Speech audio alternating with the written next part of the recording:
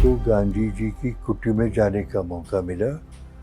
सिर्फ जाने का मौका मिला इतना ही नहीं, उन्होंने मुझको आशीर्वाद दिए। यानी मेरे लिए एक बहुत महत्व की चीज़ है वो ये है कि गांधी जी ने मेरे सर पे हाथ रख के आशीर्वाद दिए। लेकिन सत्ता परिवर्तन जब हुआ तब हमारी अपेक्षा ये थी कि हमारे लोग सेवक बन जाएंगे लोगों के, लेकिन वो शासक बन गए। तो मेरे जैसे आदमी को लगा कि ये गांधी जी को हमने बिट्रे किया है।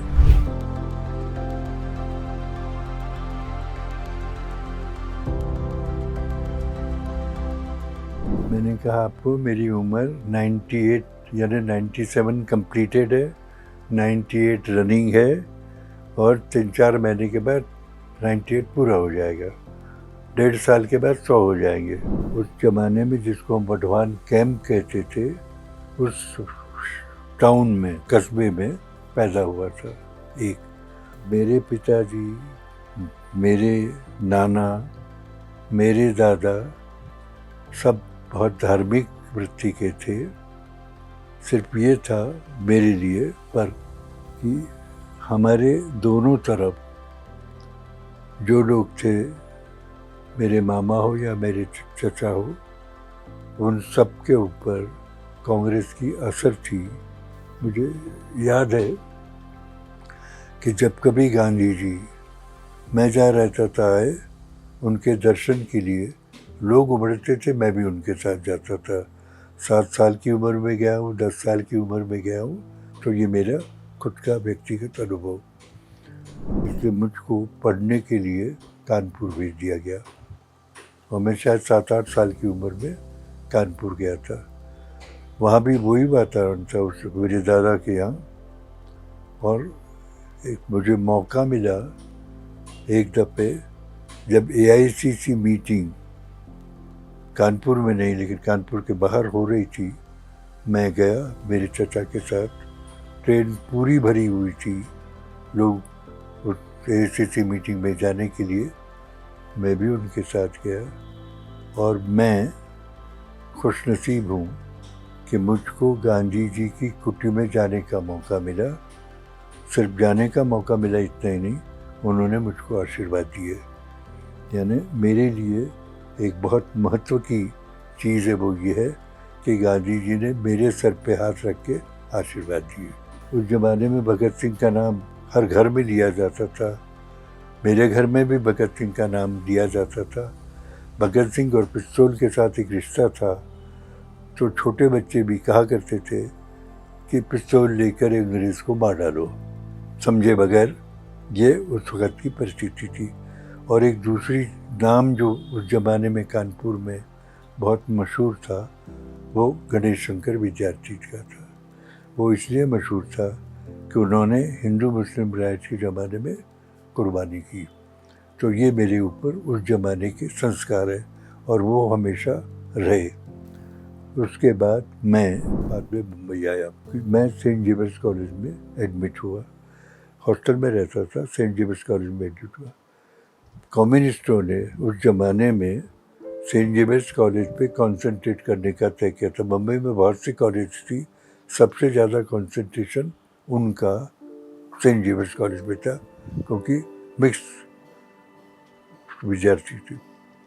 मैं उनकी असर में आया और जब तक उनका इम्पीरियल वॉर है, इम्पीरियलिस्ट वॉर है, इस किस्म का उनका मैगज़ीन का नाम था, तब तक मैं उनके मैगज़ीन को बेचता रहा। लेकिन जब वो बदल गए और इम्पीरियलिस्ट वॉर के बजाय पीपल्स वॉर बन गया, मेरा मन मोहभंग हो गया। और उसी वक्त AICC की मीटिंग 42 में ग्वालियर टैंक मैदान पर हो रही थी। मैं उसमें दर्शक सदस्य के तौर पर 7 और 8 तारीख को वहाँ पर गया। लोग नेताओं को सुना, गांधी जी को बहुत अच्छी तरीके से सुनने की कोशिश की। क्विट इंडिया का बिल्ला जो रातों रात विश्व महली ने बनवाया था, वो खरीदा, बेचा, ये तमाम चीज़ें मैंने की। लेकिन 9 तारीख को, चूँकि ये अनाउंस हुआ था उस दिन 8 तारीख को कि सुबह यहाँ पर झंडा बंधन होने वाला है और कस्तूरबा जी आने वाली है। मैं गया था जेवियर्स कॉलेज की हॉस्टल से, वहाँ पर पहुँचा।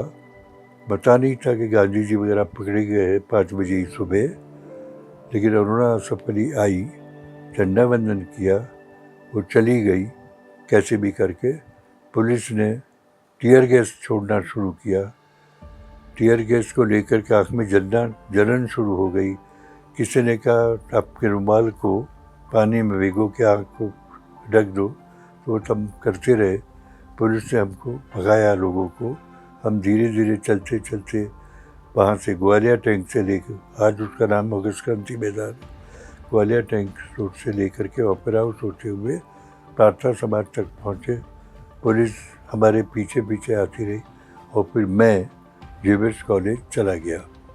जेवियर्स कॉलेज में हॉस्टल में हम लोगों ने, मेरे कुछ मित्रों ने मिल करके ये तय किया कि हम दूसरे दिन यानी 10 तारीख से पिकेटिंग करेंगे, कॉलेज को बंद करवाएंगे।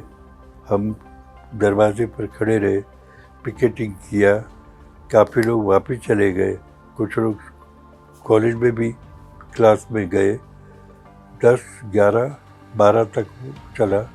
12 तारीख को हमने ऐसा तय किया हम लोगों ने कि हम चर्चगेट स्टेशन जा कर के लोकल ट्रेन बंद करवाएंगे। पहुँचे, पकड़े गए, मैं पकड़ा गया। और मालूम नहीं क्यों उस वक्त पुलिस को लगा कि मैं लीडर हूँ, इसलिए मुझको वर्ली टेम्परेरी प्रिजन शाम को भेज दिया गया। वर्ली टेम्परेरी प्रिजन ये वर्ली के अंदर BIT चौल में को बंद करके टेम्परेरी प्रिजन बनाया था। तो मैं 12 तारीख को शाम को वहाँ पहुँचा। 10 महीने तक मैं उस जेल में रहा। शुरू में बहुत बड़े पैमाने पर सुबह हज़ारों लोग बम्बई से पकड़ के लाए जाते थे और शाम को छोड़ दिए जाते थे। ये सिलसिला चलता रहा। उस वक्त मुझे कभी कभी लगता था मेरा भी नंबर छोड़ने वालों में हो जाएगा। फिर एक दिन ऐसा हुआ, कुछ लोग आर्थर रोड जेल से वहाँ पर लाए गए और उन्होंने कुछ डिमांड्स रखी। मैंने अनुमान लगाया, हम तो ऊपर थे, वो सड़क पे थे और सुबह से शाम तक वो वहाँ बैठे रहे। फिर वो जब चले गए तो हमको लगा वो जीत गए हैं, इससे हमने चिल्लाना शुरू किया, इनकलाब जिंदाबाद, बड़े पैमाने पर। वार्डन दौड़ते हुए आए, मैं तीसरे माले पर था, हम लोग और चिल्ला रहे थे वहीं से। हमने सीढ़ी के पास हम लोग जाके क्यों आ रहे हैं देखने के लिए पहुँचे। मारते हुए हमको रूम में ले गए। एक फ़ायदा ये हुआ, मार पड़ा, खून निकला वो अलग चीज़ है, लेकिन उसके बाद मैं भी छूट जाऊंगा दूसरे लोगों का, वो विचार मेरे मन में से चला गया। डर नहीं था, लेकिन छूटने की इच्छा थी। उसके बाद मैंने कभी ये नहीं सोचा कि मैं कब छूट के बाहर जाऊंगा। लाभ ये हुआ उसकी वजह से कि मैं क्या सीखना चाहिए, क्या पढ़ना चाहिए, इन तमाम चीज़ों के अंदर व्यस्त बन गया। काफ़ी पढ़ा, काफ़ी ज्ञान थोड़ा बहुत मेरा बढ़ा। यहाँ तक कि मैं कह सकता हूँ कि मेरी अंग्रेज़ी भी थोड़ी बहुत जेल में सुधर गई। और हमारे साथ जो नेता लोग थे कांग्रेस के, मैं 17 साल का था, इसलिए लोगों ने मेरा बहुत ध्यान रखा और मेरी उम्र के काफ़ी लोगों को हमको वो पढ़ाते रहे।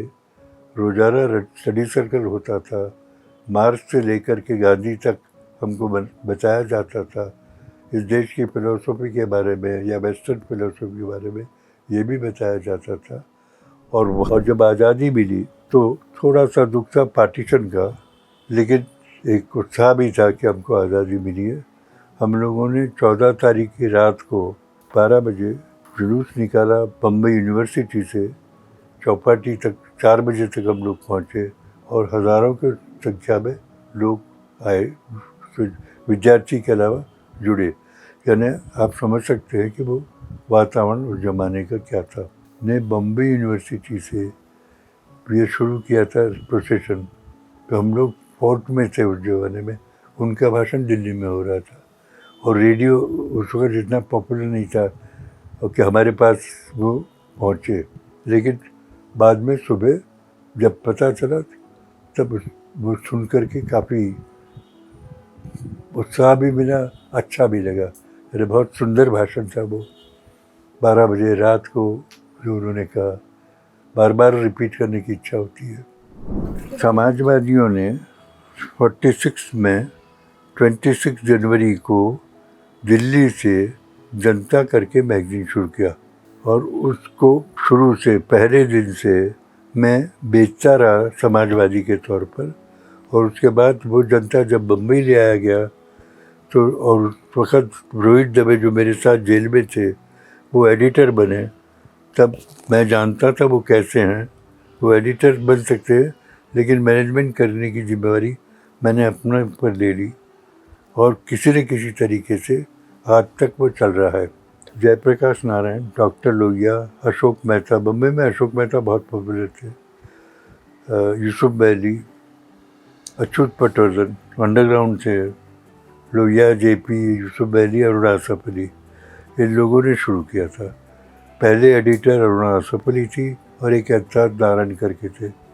उसके बाद अलग अलग लोग एडिटर बने। इमरजेंसी में एक तो जब जेपी मूवमेंट हुई तो मुंबई के समाजवादियों ने जेपी मूवमेंट को बहुत बड़े पैमाने पर सपोर्ट किया।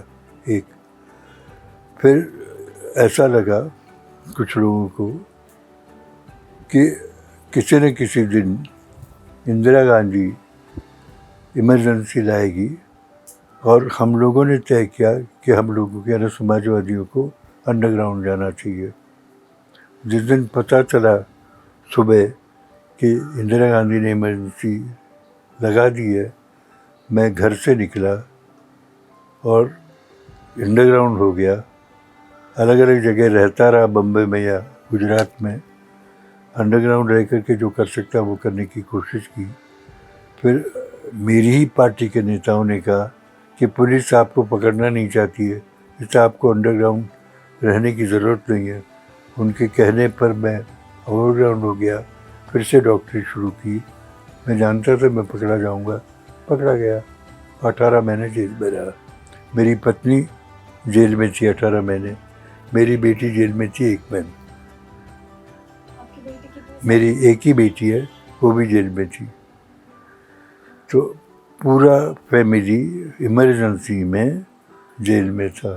क्योंकि मैंने जॉर्ज फर्नांडिस को सपोर्ट किया था, वो अंडरग्राउंड था, तब उसका ध्यान रखा था, उसको गुजरात से बाहर जाने के लिए मैंने व्यवस्था की थी। तो बड़ौदा डायनेमाइट केस के अंदर उन्होंने मुझको पकड़ा, यानी पहले पकड़ा गया था, मैं यरोड़ा में था, उन्होंने मुझको बड़ौदा डायनेमाइट में भी रोल किया और दिल्ली ले गए। तो बड़ौदा डायनेमाइट केस की वजह से मैं दिल्ली तिहाड़ जेल में रहा। और उसके बाद जब इंदिरा गांधी ने अनाउंस किया इलेक्शन, तब छोड़ा गया। कि आज़ादी के ज़माने में हमने जो सोचा था उस किस्म का समाज हम नहीं बना पाए। उस वक़्त के हमारे विचार और आज की जो है वास्तविकता है, उसमें आसमान ज़मीन का फ़र्क है। 7 और 8 के जो रेजोल्यूशन है क्विट इंडिया, उसमें ये बहुत बड़े पैमाने पर अच्छी तरीके से अंडरलाइन किया गया था कि सत्ता किसके हाथ में होगी? मजदूरों के हाथ में होगी, किसानों के हाथ में होगी। एक, लेकिन वो हुआ नहीं। उस रेजोल्यूशन में इंटरनेशनल लेकर से नेशनल तमाम चीज़ों पर काफ़ी विस्तार से लिखा गया था। लेकिन सत्ता परिवर्तन जब हुआ तब हमारी अपेक्षा ये थी कि हमारे लोग सेवक बन जाएंगे लोगों के, लेकिन वो शासक बन गए। तो मेरे जैसे आदमी को लगा कि ये गांधी जी को हमने बिट्रे किया है। ये पहली फीलिंग, आज़ादी मिली, खुशी, लेकिन हमारे नेता सेवक बनने के बजाय शासक बन गए। थोड़ा सा मोहभंग, जैसे कम्युनिस्टों लेकर के मेरा हुआ था, जो आए शासक उनकी लिए थोड़ा सा मोहभंग हुआ।